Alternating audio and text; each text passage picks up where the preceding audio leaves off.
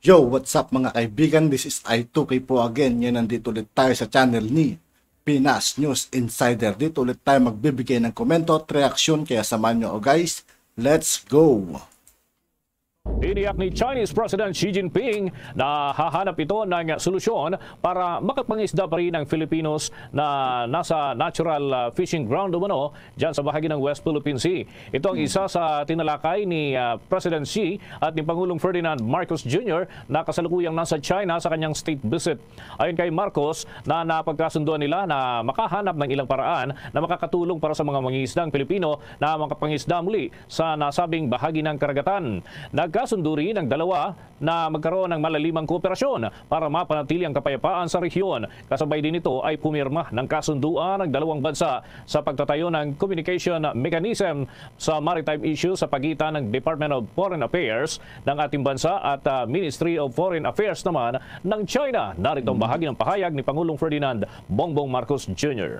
I was very clear in trying to talk about the plight of our fishermen. And the President promised that we would find a compromise and find a solution that will be beneficial so that our fishermen might be able to fish again in their natural fishing grounds. So that is some of the aspect. And then we talked about the renewable energy, even traditional energy we talked about. Of course, people-to-people relationships, tourism, cultural exchanges, educational exchanges. We spoke about the infrastructure and the continuing acceleration of investment by the Chinese government and Chinese corporations in the infrastructure development in the Philippines. Bahagi po yan ang pahayag ni Pangulong Ferdinand Bongbong Marcos Jr. Ito ang balita ngayon. Viral ngayon sa social media. President Bongbong Marcos ginulat at binulaga ang dilawan. Nag-alay ng bulaklak sa pumanaw ng mga Aquino na siyang dahilan ng kanilang paghihirap noon. Chris Aquino at Balsi Aquino, labis na napahiya at sinampal ng katotohanan sa kabaitang ipinakita ng ating mahal na Pangulo, President Bongbong Marcos Jr. Pero bago natin simulan ang balitang ito, kung bago ka pa lamang sa lahat ng hindi pa nakasubscribe kay Pinas News Insider, mag-subscribe na po tayo mga kaibigan at huwag nyo rin pong kalimutan mag-subscribe dito sa aking channel. Aming channel, please huwag kalimutang mag-subscribe at i-click ang notification bell para mas maging updated pa kayo lalo sa lahat pa ng bagong video na i-upload namin. At eto na nga mga kababayan, tila pinalamon ng katotohanan at isang matinding sampal nga sa mukha ng mga dilawan, lalong-lalo na sa mga Aquino. Nang mag-alay ng bulaklak si President Bongbong Marcos sa tatlong pumanaw na mga Aquino na siyang natatanging dahilan kung bakit naghihirap ng 3 dekada ang pamilyang Marcos. Ayon pa sa nakalap naming source mula sa DCRH News, Luke, nag-alay ng bulaklak si Pangulong Bongbong Marcos Jr. sa puntod ni na dating Senator Ninoy Aquino, dating Pangulong Cory Aquino at dating Pangulong Noynoy Aquino sa Manila Memorial Park sa Parañaque City. End quote. Narito naman ang hinaingat komento ng marami sa ating mga kababayan na sobrang humanga at bumilib sa ipinakitang kabaitan ng ating mahal na Pangulong Bongbong Marcos Jr. sa pamilyang Aquino. Ayon pa sa kanila, Pangulong Bongbong Marcos did the gracious way of sending flowers sa libingan ng mga Aquino as a sign of respect. Marespeto si Pangulong Bongbong Marcos kahit sa mga taong umapi at bumastos sa kanila. Dapat yan ang gayahin mo, Chris, habang buhay ka pa. Hindi pa kitang tao ang ginawa ni Pangulong Bongbong Marcos dahil alam ng buong mundo na talagang napakabait at napakahambol niya kahit siya'y binabastos. Si Pangulong Bongbong Marcos ang tunay na makatao at malinis ang puso, nananalig sa kadakilaan ng Diyos na kapag binato ka ng masama, suklian mo ng kabaitan upang magamit ang tunay na kapayapaan. Believe ako sa Pangulong Bongbong Marcos, walang galit sa puso kahit gaano siyang sasaktan. Tunay na Kristiyano. Napakabuti ng Pangulong Bongbong Marcos. Walang bahid ng galit sa puso niya sa mga Aquino. Mabuhay ka, Pangulong Bongbong Marcos. Kailangan na ng bayan talaga ang pagbabago. That is really unity na tayo. God bless po, Pangulong Bongbong Marcos. Ayon hong pag-aalay o pagpapadala, pagbibigay ni Pangulong Marcos ng flower o bulaklak sa puntod ng mga Aquino. dyan sa may Parañaque Memorial Park. Ano inyong masasabi dyan?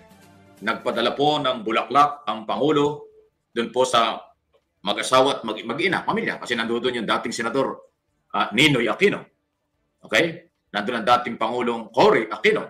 Nandoon ang dating Pangulong Noynoy Aquino. Dito, ayun, magkakasama doon sa Parañaque Memorial Park at nagpadala ng flower. First time po ito na mangyari.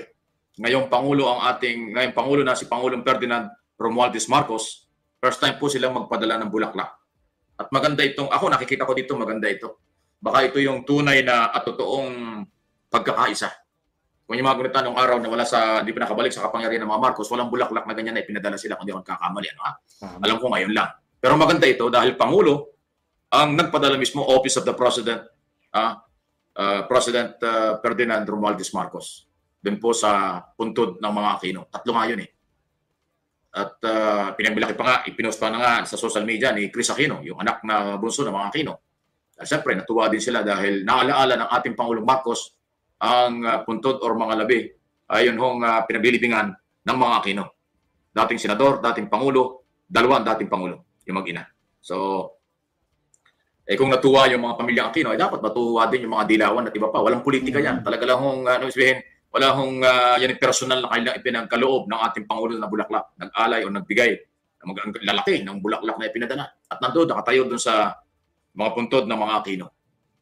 Iniintriga po ng advisor ni Pinoy, yung gobyerno po ni Pangulong Marcos. At saka po itong sa tanong po na kaya bang sisihin ni Pangulong Marcos ang dating Pangulo Duterte sa mga kapalpakan nito na minanan niya lang. Tindi, no? Antindi talaga ng advisor nito ni Pinoy. Ito po nga dating political advisor ni Ronald Llamas. Ngayon po hindi na po ako magtataka kung bakit po si dating President Pinoy, no, Noynoy Aquino, at saka yung nanay niya, bakit ganun? Kasi ganito pala mga political advisor, no? Alam po natin malala po yung naging sitwasyon, yung glitch na tinatawag, no? Dami po naapektuhan. Pero alam niyo po ba, imbis po natalakayin yung glitch, kung paano po niya, kung ano po yung sinabi nito ni Ronald Llamas, a political advisor po to ni Pinoy, no? Ito ang sinabi niya. May dilema daw si Pangulong Marcos, no?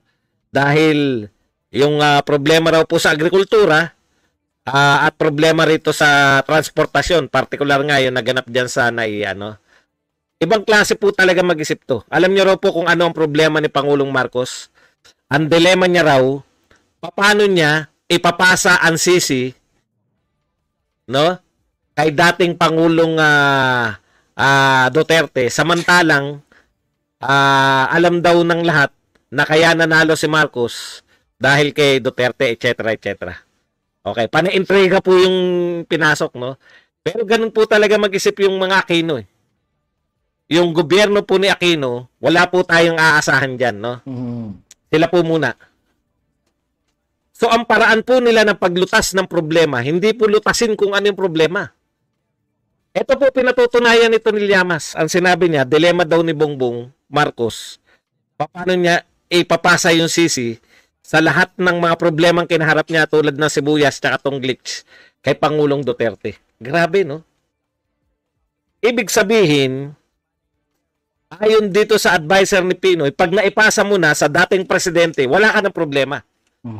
Kaya po pala walang nalutas si Pinoy. Kaya po pala walang nalutas si Cory Aquino. Naalala po ninyo, kung buhay na kayo nung panahon ni Cory, tsaka buhay panahon po ni Pinoy, ganito po style nila, no? Lahat sinisi po. Si Cory sinisi lahat sa senior na Marcos. Lahat ng suliranin ng bansa, natatandaan nyo? Lahat po yan kasalanan ni Pangulong Marcos. Wala nang ginawa yung Pangulong Marcos na senior kundi kasamaan, no? Wala nang ginawang mabuti para sa bansa. Lahat ng ginawa pa ni masasama. So wala po siyang ginawa. Ang kinakailangan niya lang gawin isisi. 6 na taon po na naglingkod si Cory, ang dami pong bagong naging problema. May mga massacre, di ba? Meron sa kanyang Mindiola massacre, hindi po niya nalutas yun. Merong mga sangkatutak, pinakamarami po. About ata sa Mindiola massacre, sila lang din ata may kagawan nun. Dawa, Hindi ko naman pinapatohanan yun, guys. Nabalitaan ko lang. Bali-balita lang din naman yun. Yung kudita sa panahon ni Cory Aquino. Hindi niya po nalutas yan. Lahat po yan, sisi. Matatapos na lang yung term, sinisisi pa rin yung Pangulong Marcos na tatay. Dito rin kay Aquino. Lahat ng sisi nila.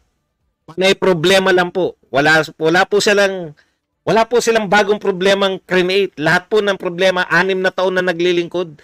Lahat ng lalabas na problema, kasalanan niya ni Gloria Macapagal Arroyo. Alam po ninyo. Tapos, ini-interview to Ronald Llamas. Ewan ko kung bakit paborito to nila pahatin sa programa nila.